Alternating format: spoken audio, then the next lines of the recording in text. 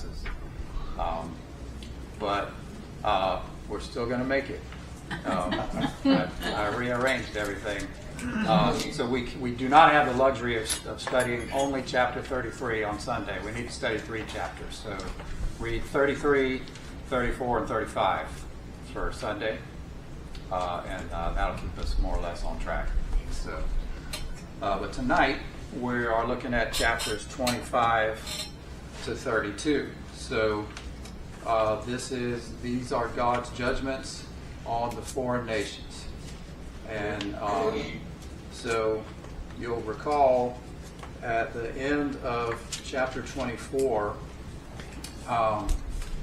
that God had said that there was going to be a messenger that would come to Ezekiel with information. Of course, that information is going to be that Jerusalem has fallen. We'll see that in chapter 33. So chapter 24, verse 26, he said, "He who escapes will come to you with information for your ears. On that day your mouth will be opened to him who escaped, and you will speak and be mute no longer. Thus you will be a sign to them, and they will know that I am the Lord." So that's looking forward to chapter 33. At the beginning of 24, Ezekiel's wife died, and so he's been told to mourn, to not mourn, and to groan silently, and so he's been muted. Now, while he's muted, we have this interesting interlude where there's all of these prophecies on the foreign nations. So there's 7 nations, or city-states in some cases, judged here in this section. So 7 is an interesting number. It wasn't 8 nations, it was 7 nations. So you can think about that. 7, of course, is the number of spiritual completion. So this is God's way of saying, I judge everyone. Which is why he's including judgment of foreign nations in the book. You might recall from chapter 18, the beginning of chapter 18, he says, "All souls are mine." And of course, we know that. All souls are mine. But what he meant was not all Israelite souls. This book does primarily prophesy about Judah and the city of Jerusalem, but judgment is for all of God's creation, because every human being is a part of God's creation. He's sovereign over all, not just Israel and Judah. And secondly, these nations, not just these 7, but everybody else around them, were guilty of terrible atrocities, idolatry, worshiping false gods, social injustice. And so all of that, violence, he calls some of these out that we'll talk about tonight for violence. All of that deserves judgment. So it's not that difficult to understand why God would throw some things about foreign nations into this book. It's characteristic of the other books of prophecy too. You'll see it in Isaiah, Jeremiah, and Amos at the very least. So not just in Ezekiel. All right. So we've got Ammon, Moab, Edom, and Philistia in chapter 25. Then, interestingly, Tyre and Sidon get 3 whole chapters just to themselves. And then the final 4 chapters for tonight are all about Egypt. So we'll talk about why that is. So chapter 25 covers 4 of the 7. And so that's Ammon, Moab, Edom, and Philistia. So I don't know how legible that is, but so you've got Edom right here, Moab, Ammon, and Philistia. So literally surrounding the nation of Israel, right? And these were lands that the Israelites had been told to go in and conquer for the most part. Now where they are, like in modern day, so Ammon and Moab are now in what would be Jordan, the kingdom of Jordan.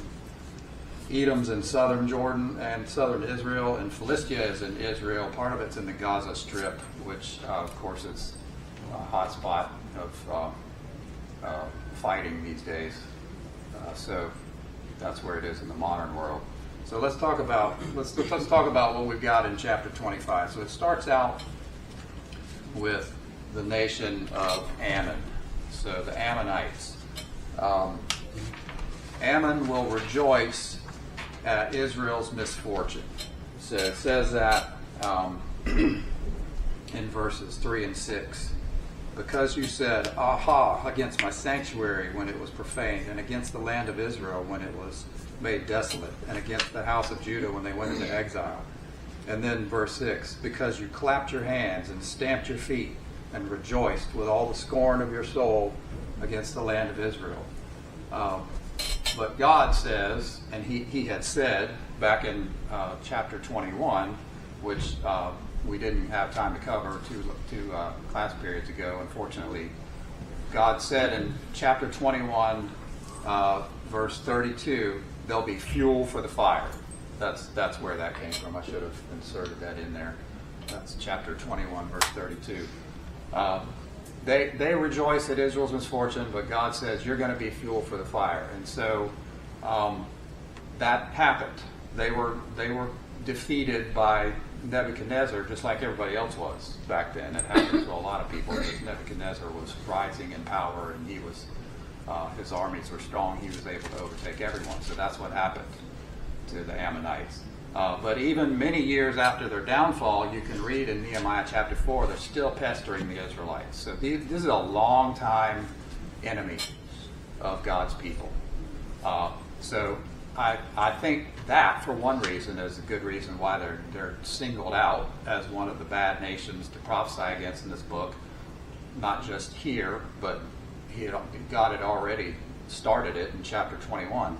But another reason might be, which I put down at the bottom here, if you read the 2 Kings chapters that pertain to this part of the history, when all of the kings ended and Zedekiah was the last king and he's taken off, they appointed a governor over the land. His name was Gedaliah. The Ammonites plotted to murder him, and this guy named Ishmael did murder him. So that was an Ammonite plot. So that might also be a reason why God is calling them out especially. But the main point is what we had read there in verse 3. They had glee over the demise of the temple and Israel and Judah. They had many conflicts with the people of Israel over the years. They're relatives of the Israelites. Anybody remember where they come from? Who they're descended from? They are descended from Ben-Ami, who was one of Lot's sons. So they're cousins of the Israelites. They ought to be friends, but they've been a perpetual enemy of God's people. All right, so let's talk about Moab, verses 8 through 11. What did they do? Well, they said Judah's like all the nations, so they were scornful of Judah. It says that in verse 8. Behold, the house of Judah is like all the nations. Therefore, God, since you said that, verse 10, he says, I will give Moab for a possession along with the sons of Ammon to the sons of the east. And so that means Babylon. That's a reference to Babylon. So they got defeated by Nebuchadnezzar as part of his overall conquest about the same time as Ammon did. So that was around 582 or 581 BC. Moab are descendants from Lot's other son. His other son was named Moab, and so they're also the same thing, cousins of the Israelites, and ought to be friends, but they aren't. So, you remember anything about any Moabites in the Bible? Ruth was a Moabitess. That's right. She took one of Naomi's sons, married one of Naomi's sons, right? So you get that in the book of Ruth. And of course, Ruth is David's great-grandmother. So a Moabitess is in the genealogy of Christ. So that's interesting. But back then, as a people, They were evil like all the rest of their neighbors. Worshipped all kinds of false gods. There's all kinds of things about the Moabites throughout the Old Testament history. Solomon worshipped their false god Chemosh. You can read about that in 1 Kings 11, and that's in our notes for tonight. And might come back to them later, but I need to make sure we hit all the countries tonight. So let's keep going. Stop me anytime, though, if you got questions or comments. So Edom's the next one, verses 12 through 14. Edom, God says, has acted against the house of Judah by taking vengeance and has incurred grievous guilt and avenged themselves upon them. So they're violent, hateful people. Therefore, in verse 13, I will also stretch out my hand against Edom and cut off man and beast from it, and I will lay it waste. And it says that will occur, in verse 14, by the hand of my people Israel. So that's an extra little bit he added that he didn't say about the others. Does anyone remember who Edom is descended from? Esau? That's correct. Jacob's brother. And as such, they are also relatives of Israel. So, and they ought to be friends, but they aren't. There's all kinds of stories about them in the Old Testament. The Israelites went around Edom, avoiding them in Numbers chapter 21, which caused the trip to be long and made the people complain. So, you get things about Edom here and there. They were at war with Israel and Judah frequently, and there's things about that we could get into. But again, like the rest of them, I don't think we have time because, as Jason reminded me at the beginning of class, I have 5 minutes per chapter. I think I've gone past 5 minutes with chapter 25, so let's keep going. Philistia, verses 15 through 17. The Philistines have acted in revenge. This is not surprising to hear this because this is one of those enemies that we even get the Philistines in the stories that we teach to our kids. This is a common enemy. Everybody knows about the Philistines, right? So when you see this description here, it's not surprising at all. Have acted in revenge and have taken vengeance with scorn of soul to destroy with everlasting enmity. Wow, that's a powerful statement there. Therefore, I will stretch out my hand against the Philistines, even cut off the Kerethites and destroy the remnant of the seacoast, because that's where they are on the map. And so what do we know about the Philistines? What's the famous story about the Philistines? They have a giant named Goliath, right? Yeah, so that's the most famous account in the Old Testament. So David defeats the giant, the Philistine giant Goliath, and the Philistine army flees. That's in 1 Samuel 17. There's many, many other stories about them. Saul and his son Jonathan are killed in a battle with the Philistines. That's one. David, when he becomes king, finally subdues them completely. And there's other judgments on the Philistines, particularly in Amos. There's in chapter 1, Amos prophesies against them. So their sin is that they acted in revenge. They're a vengeful, scornful, violent people. Everlasting enmity. Hard to find anything good about that. Right? Okay, so that's chapter 25. You get 4 of them in one chapter. Just short little blurbs about each of those. And then, interestingly, Tyre and Sidon are given 3 whole chapters. I tried to research why some scholars might think that is, and there just really doesn't seem to be much out there. So I think that God stops talking when he's done talking. And he had 3 chapters worth of things to say about Tyre and Sidon, and that's good for me, why he only gave 1 paragraph to Moab and 1 paragraph to Edom, and 3 chapters of them. I don't know, but I'm okay with it. So Tyre's sin in chapter 26, verse 2, is that she said concerning Jerusalem, "Aha, the gateway of the peoples is broken. It is open to me. I shall be filled now that she is laid waste." So Tyre sees Israel in her fallen condition or compromised condition and says, I got something I can take advantage of here. And so they're being called out for that. So there's a bunch of time references that are listed in these 3 chapters, and then the 4 chapters for Egypt. They don't really have much to do with the countries that are being talked about here. They do happen to mostly fall around 586 BC, right around the same year as the fall of Jerusalem. So I guess the point was to point out that while that was going on, while we're at the fall of Jerusalem, that's imminent, or it's starting to happen. Meanwhile, these other countries are being judged at the same time. So that's what to make out of that. So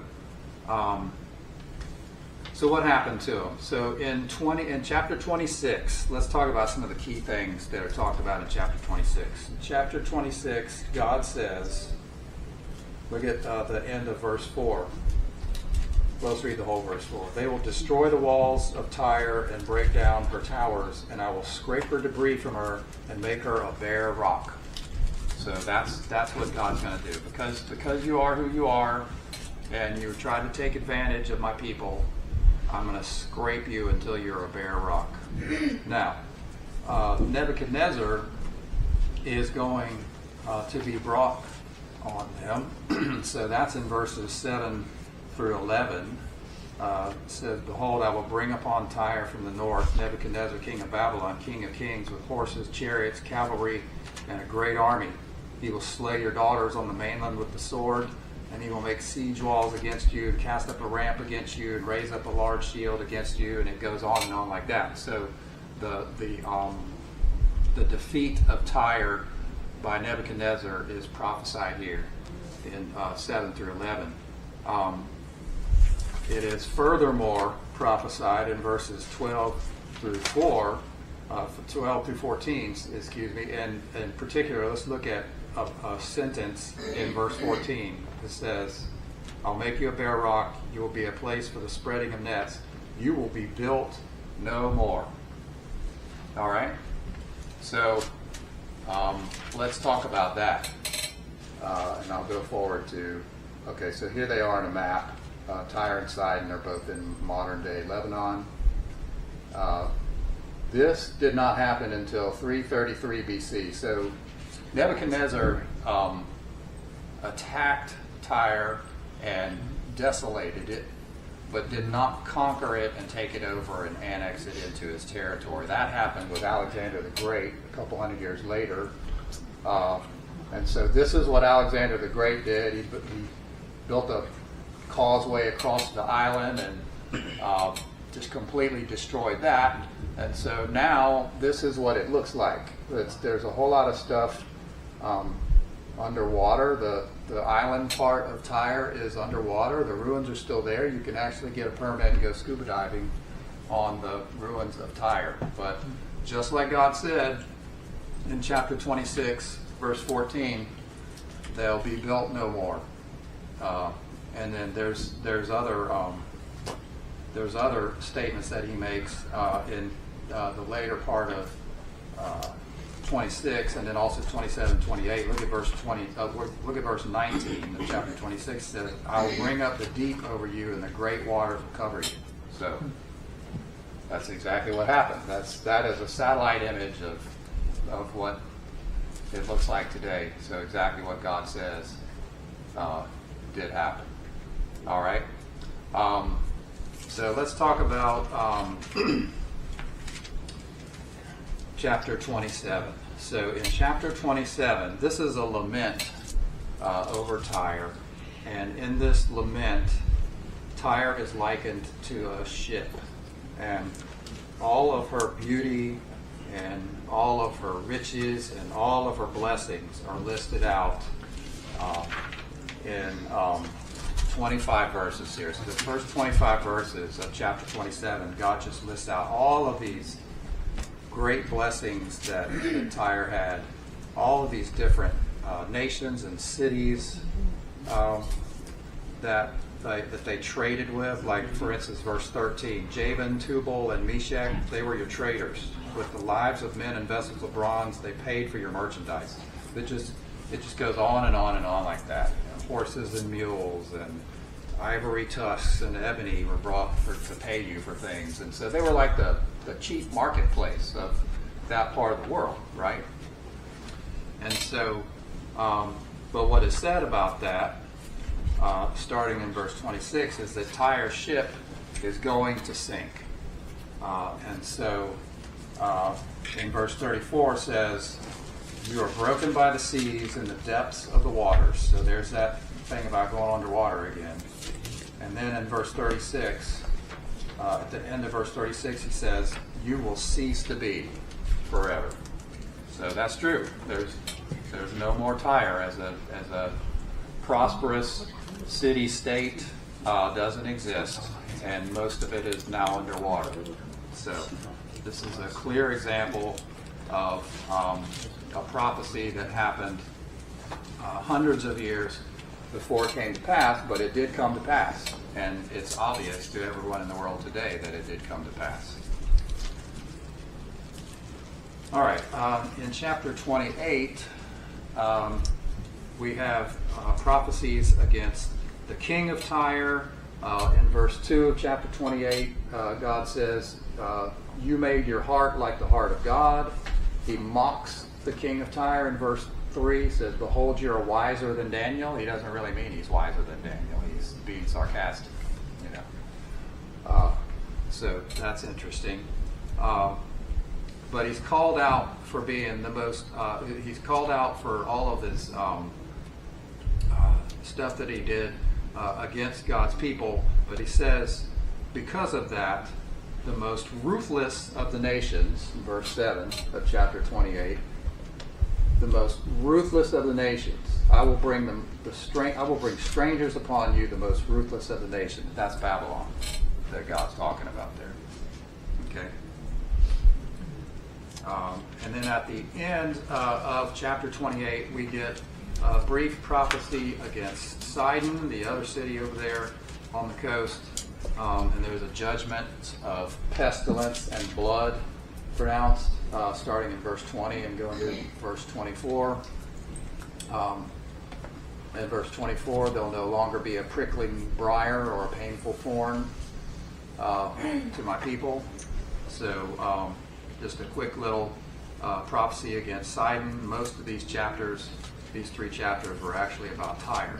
There's a couple of verses at the end of 28 where God gives us kind of a precursor to the last 15 chapters of the book, and he talks about restoring Israel to their land. They'll live in it securely. They'll build houses, plant vineyards, and so on. So we get a little bit of a hint about the restoration coming before we actually get into that. That'll really start in force in chapter 34. All right.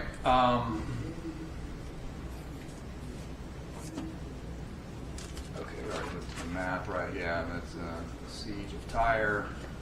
And then the last 4 chapters are all about Egypt. So Egypt gets 4 chapters. There's 7 separate judgments in these 4 chapters. This is 3,200 words about Egypt. It's 9% of the book. I find that to be remarkable. That maybe there's some reasons for it. First off, ancient Egypt was one of the most powerful, rich, innovative empires ever. You know, there's still, obviously, we all know that. We've seen all of the artifacts and the tomb of King Tut and all that kind of stuff.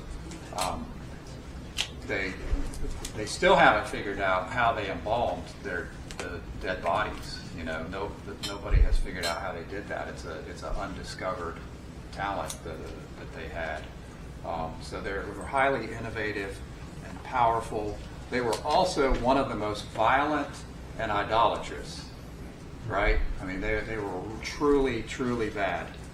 But even more than that, you know, as we know from studying the children of Israel and their story in the Old Testament, Egypt is the location and the catalyst for the Exodus, right? And so the Exodus serves as a model for a recurring theme in the Bible, where it represents God's plan of redemption for all mankind.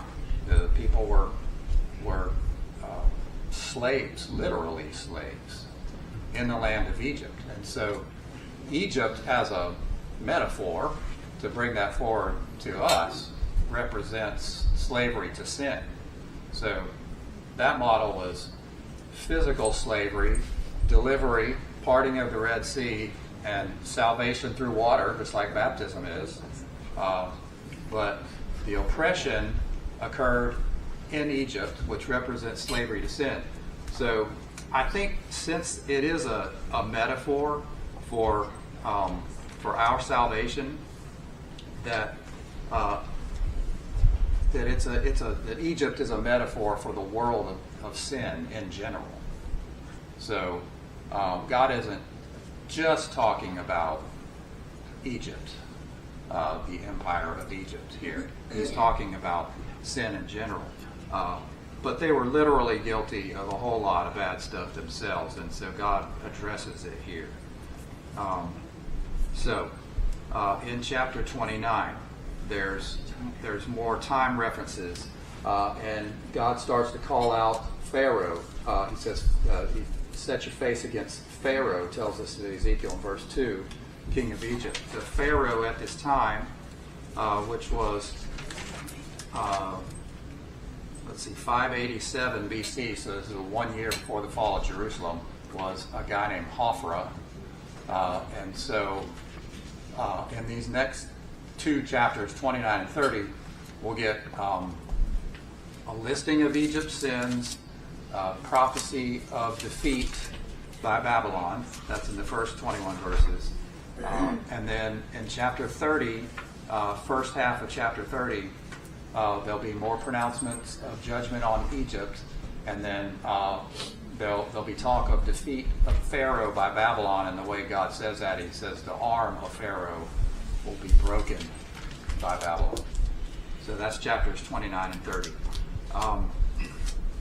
Talk about a few key verses here, and then we need to move to the last part. But so he says to them in the first first 16 verses of chapter 29, he says, "You're guilty of exalting yourself, and so behold, I'm against you." He says in verse 3. He then says that I'm going to make you a desolation, and you're going to be scattered for 40 years. So look at verse 11, chapter 29, verse 11. "A man's foot will not pass through it, and the foot of a beast will not pass through it, and it will not be inhabited for 40 years. So I will make the land of Egypt a desolation in the midst of desolated lands." So this is, I believe this is a literal 40 years. It would be approximately 570 to 530 BC. The second time reference that we get in this chapter, which is in verse 17, can be dated to 570 BC. And incidentally, that's the latest date in this book. So at the least, because Ezekiel started prophesying in 592, we know at least he prophesied to 570, which would be 22 years. But it's possible he did more than that. We just don't have time references for everything in this book. So that's the latest date. But that's 570, and that's believed to be approximately the time that Egypt was defeated by Babylon. Okay, and so they were made desolate, just like God says here, and then they were rebuilt by the Persians starting in 530. And that's actually a historically verified fact. Historians know those dates too and agree with those dates. So the 40 years works out. So it's always faith bolstering to see when you see time references and you can correlate dates to what historians and archaeologists have actually found out there. So that's pretty cool. Now in chapter 30, I just want to talk about one more thing in chapter 30, and then we'll look at 31 and 32. But in chapter 30, verse 25 of their defeat, he says, "Thus I will strengthen the arms of the king of Babylon, but the arms of Pharaoh will fall. Then they will know that I am the Lord when I put my sword into the hand of the king of Babylon and he stretches it out against the land of Egypt.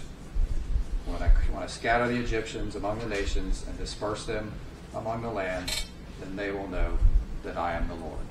So that kind of says it all. They're never going to return to being what they were, this grand, innovative, powerful empire that they were.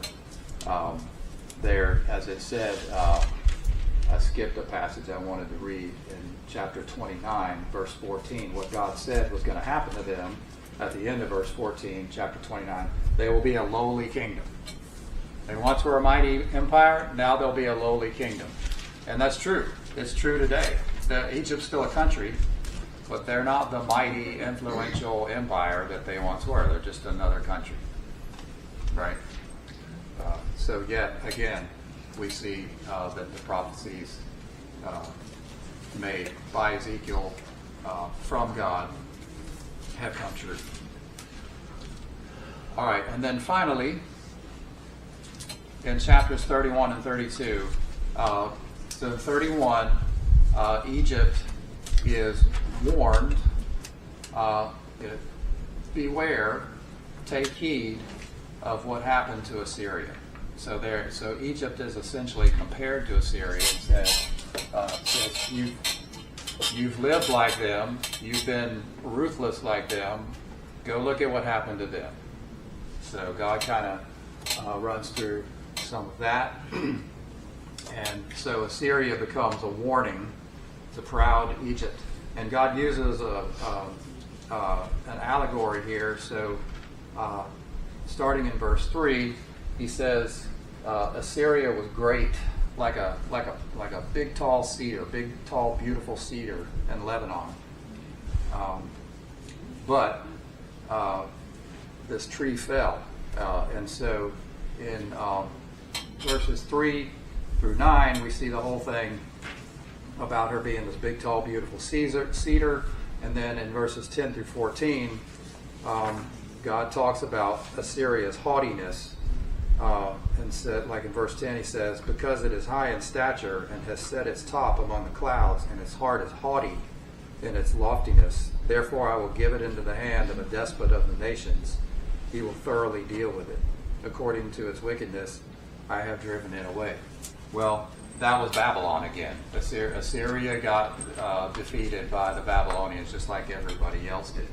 And that's what that's talking about. But look at verse 18. He goes through that whole thing about Assyria.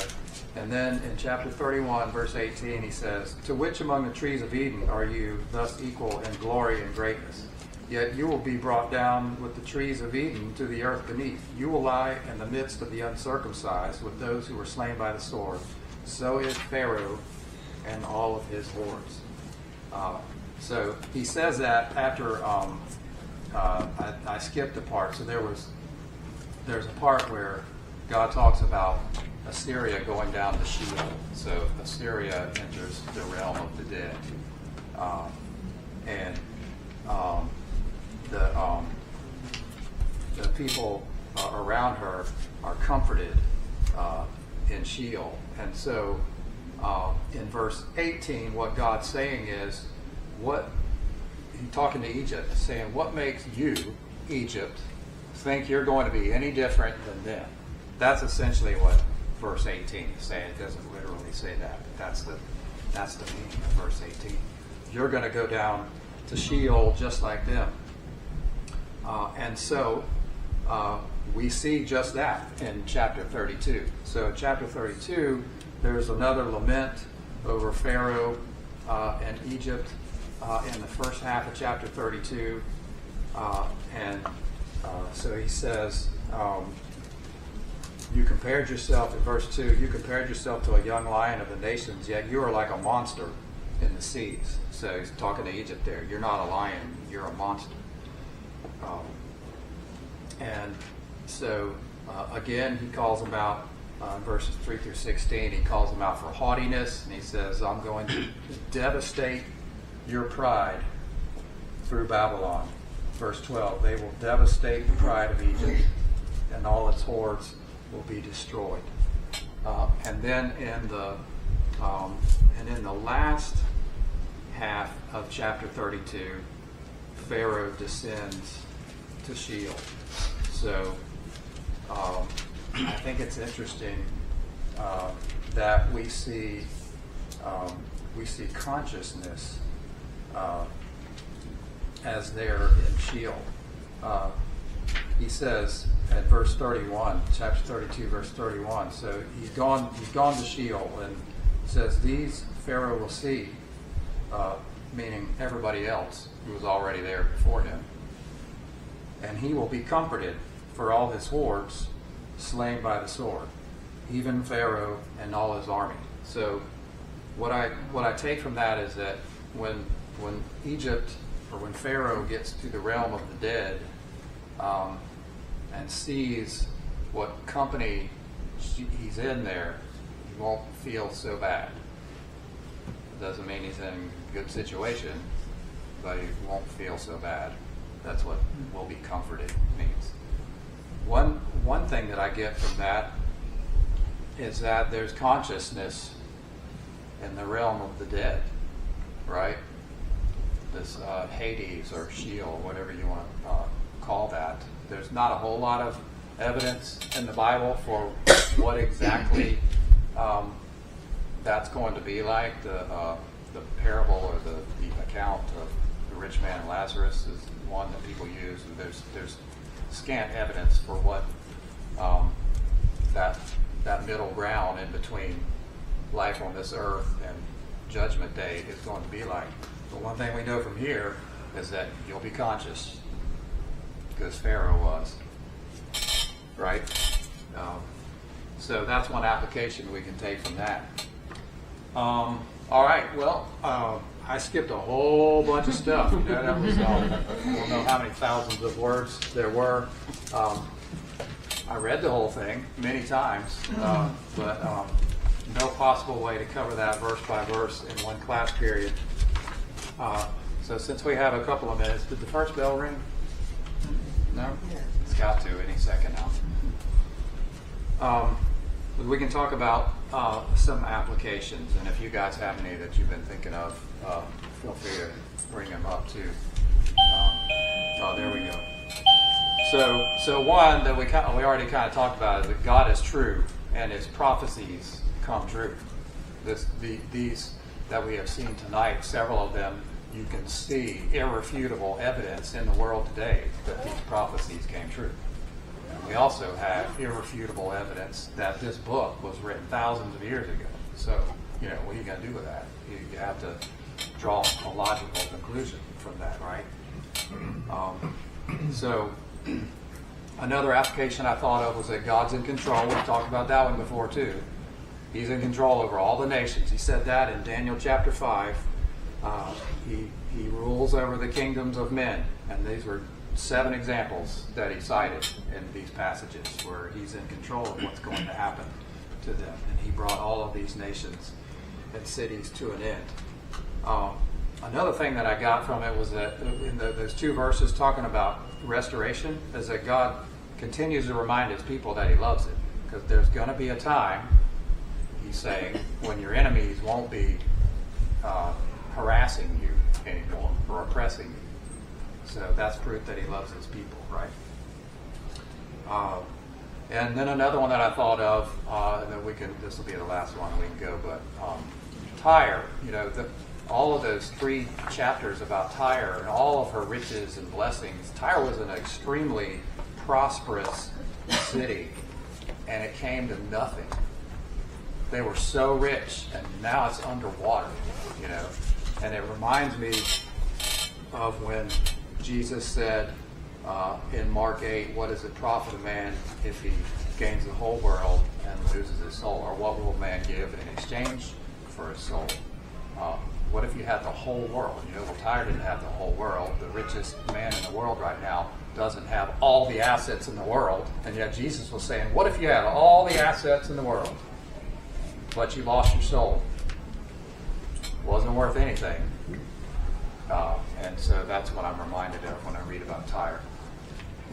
Okay, thanks everybody. Thanks for helping me get through 8 chapters. And we'll do 3 more on Sunday. Thank you.